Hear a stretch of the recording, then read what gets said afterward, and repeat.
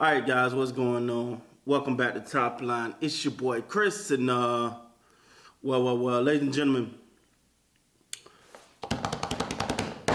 breaking news, man. The Toronto Raptors will not be extending a qualifying offer to Dalano Banton, making him an unrestricted free agent. Now, he's one of those guys, man, that you see glimpses from.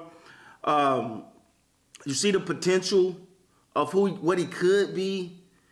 I like Banton, homegrown, and to me, man, I feel like he's getting him, Malachi Flynn. Like, I just really feel like these guys just needed a little bit more, opportunities to show what they got. Like Now, I don't know about Flynn. I think Flynn might have had some opportunity. I don't know, man. Even with Flynn, because I know when Flynn first got there, man, I was sitting here going, yo, Flynn, I like what I see in this kid, But sometimes, even watching him play, you felt like, this ain't translating to the court. It ain't translating for some reason because I thought in summer league he looked good. At times he looked good. Some of this, I think, has to do with the new regime. Like, when you bring in a new regime, they're gonna you got your people that's gonna be there. You got hopefully you got your Siakam, your Scotty Barnes, your OG, Gary Trent. You got your main guys, right? Who's gonna be there, and the coach got to kind of. But the guys that ain't in that immediate group of guys that gonna be there, they start picking and weaving through them. Okay, we ain't gotta do it. Him. They start going through. Don't really fit what I'm trying to do. Boom. Right? And I think Banton might got caught up a little bit in that. But I just felt like he just didn't get that. I could be wrong, but it felt like, and I don't want this Nick Nurse going, let's bash Nick Nurse party. No, that's not what we're doing. But I will say I felt like a lot of the guys that second group, man, they just didn't progress, honestly, or Nick Nurse and that coaching staff just didn't trust them enough to give them some quality minutes, which is why you saw the starters playing so many minutes, man. And then this is the thing where also when you play your starters the minute that they was playing with Nick Nurse, right? Like just minutes after minutes, just high minutes. Well, you're not really giving these guys a fair opportunity to get in some type of rhythm. All they know, they've been sitting there for 3 games. Hey, Banton, you in the game? Okay. Huh? What am I doing? Shoot. Okay. Like, they didn't get a rhythm. They didn't get an opportunity to really show what they could do and how they could really fit into a rotation. Like, so I mean, man, it's a little sad to see him go because you just felt like there was a lot of untapped potential. A lot of untapped. And I mean, he had his downtime. But what I always say about guys that's on the bench, and y'all know me, man. Hey, man, y'all know your boy. I like to keep it real. I like to give you life lessons in this basketball thing. When I'm talking about sports, I like to talk about life too. That's anything you do in life. When that door crack open, you gotta go through it. You gotta bust it down. When you on that court and man, I ain't got but 5 minutes. I gotta find a way to pop in these 5 minutes or 4 minutes on this court. Something gotta stick out. I gotta be the first up the court. I gotta be the last.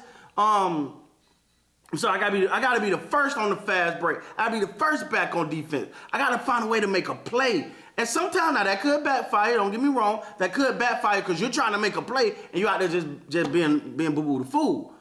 All right, but especially on the team, especially like the right now, we're talking about the past route. We don't know how this new regime is evaluating player development and stuff. Well, we know how they're valuing it, but we don't know, are they going to give their second group enough time to show what they got? Because I really felt like coming off the bench, you had Precious, Boucher, Gary Trent sometime. Thad Young eventually just fell out of rotation. I maybe missed somebody, maybe not. But they didn't really just took an opportunity to let that second unit really build and get into a rhythm. But for the net and wherever he goes, man, wherever Banton goes, wherever pick him up, whoever sign him, I just hope he get an opportunity to show what he can do and really flourish in that role. And you know, when you get an opportunity with anything, man, if they crack the door. They crack the door open, you got to go in there. You got to go in there blazing. You got to go say, man, yeah, I'm gonna make you not. Every second string, third string player is your job. Every time you step on a court, a football field, a soccer field, a baseball diamond, or a hula hoop contest, it's your job to know that when I'm here, I'm here, and you're gonna know I was here. If you just look like a blip on the radar, then hey, you get caught in the wash, man. That's what happened with a lot of times we see these players that don't make it, or players get cut, like, oh man, he was nothing. No, these are NBA players. They were picked up in the NBA, among the best among the best.